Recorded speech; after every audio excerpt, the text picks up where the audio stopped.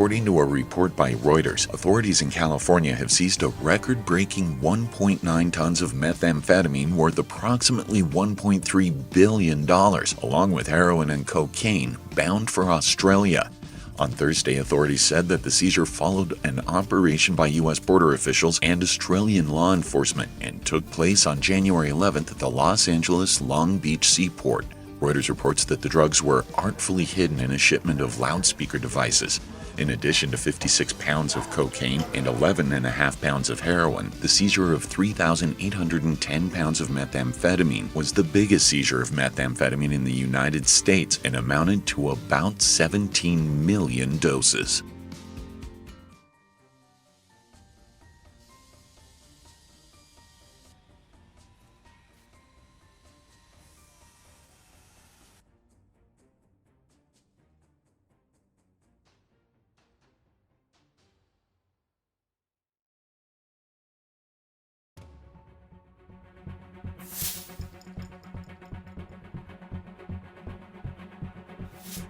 How do I believe street drug distribution affects a community in the long term? Well, I am a former law enforcement officer, and so I did have a lot of run-ins with drugs and stuff.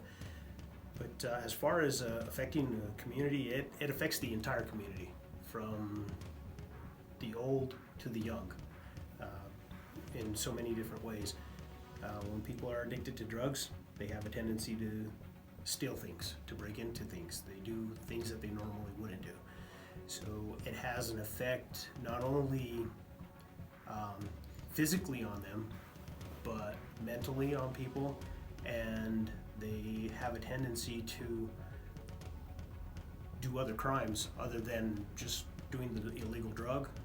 They break into cars to get money so they can buy drugs. They steal things from stores to buy drugs. They break into houses to get stuff so that they could sell, so they could buy drugs. It has a big effect everywhere. Long term, when it comes to the crime rates, our insurance rates go up, our insurance rates go down depending on the crime rates. And when drugs are proliferant in a community, all your insurance rates go up. Vehicle insurance, homeowners insurance, all of that. So it has a huge long-term effect, and it ends up costing not only the person using the drugs money, it costs the regular citizen or the victims of those crimes. What are the outcomes of a continued increase of illegal drugs entering the community? It's kind of almost the same answer. The more you bring in, the more crime we're going to have. It's that supply, that demand. The more that comes in, the more that you're going to have to put out there. So it's going to spread. It's going to spread like wildfire and go out there, and it's just it will target a small area, then it'll expand into a larger area, into an area that some places never have that crime. For the longest time, Rio Rancho, the city of Rio Rancho, had the lowest crime rate in the entire state of New Mexico for many, many years. Bordering Albuquerque, which was in the top 5 in the entire nation per capita for crime rate. And a lot of that had to do with drug sales. New Mexico is a huge corridor for drug trafficking. I-40, I-25, 550, that cuts through Rio Rancho. All these areas are major drug highways. So you have Albuquerque, who has all this crime. For the longest time, it wasn't coming up to Rio Rancho. Now, the crime has increased in Rio Rancho. We are no longer the safest community in the entire city, in the entire state. So it's just ever expanding. The more that come in, the worse it gets for a community.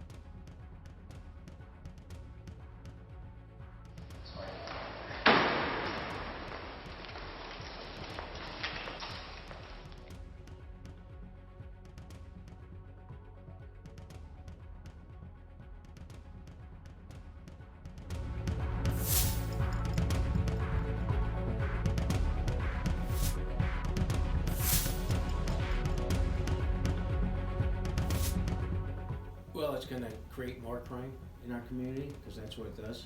Because now the people that crave it or need it or are hooked on it have to steal from other innocent people to get the means for cash to pay their supplier.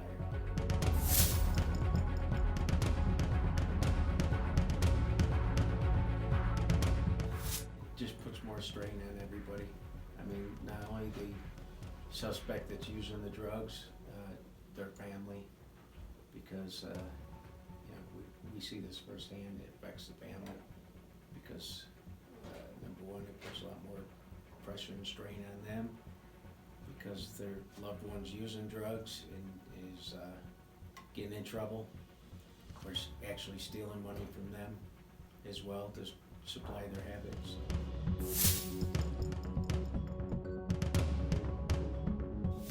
Right now, I think it's the THC, the synthetic marijuana, because it's affecting a lot of kids in our school, middle school, high schools, and we don't really know what the long-term effect of that's going to be. I mean, right now we see the popcorn lungs. Obviously, anyone putting moisture into their lungs is going to cause severe problems with emphysema and stuff like that. So there's going to be some long-term effects down the road, unfortunately, for all these kids using. So, and that's going to be costly if you think about the healthcare, So, I mean, that's an issue I see affecting a lot of people right now.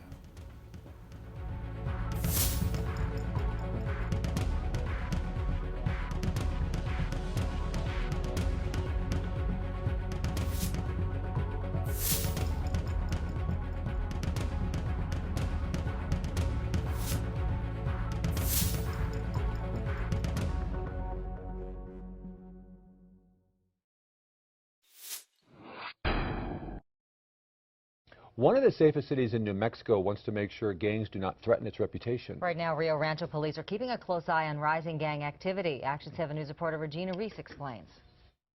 A graffiti-covered wall is more than just random vandalism. For Rio Rancho police, it's a sign of something more. We see members of all various gangs found in our area that pass through. Recently, Rio Rancho police have seen an increase in gang-related crimes. Right now, police are seeing it mostly in tagging and burglaries. We understand exactly who the players are, when they're coming and going, and what they're up to. The city of Vision has grown fast with a population of about 90,000. That brings in the good with the bad. We're going to see that increase. We're going to see for every 1,000 people, X number of gang members are going to, inherently become part of the population. Police don't think that any of the gangs are home-based here in Rio Rancho. They think that a lot of the gang activity actually has to do with surrounding communities. Unkin says gang problems in Albuquerque and Bernalillo carry over to Rio Rancho. To keep gangs in check, a special unit focuses on gang crime and educating the community. They're involved in presentations at schools regarding the gang lifestyle and how dangerous it can be and that it's not a positive part of our community. And police hope they can keep Rio Rancho one of the safest cities in New Mexico. Reporting in Rio Rancho, Ruiz, Action 7 News.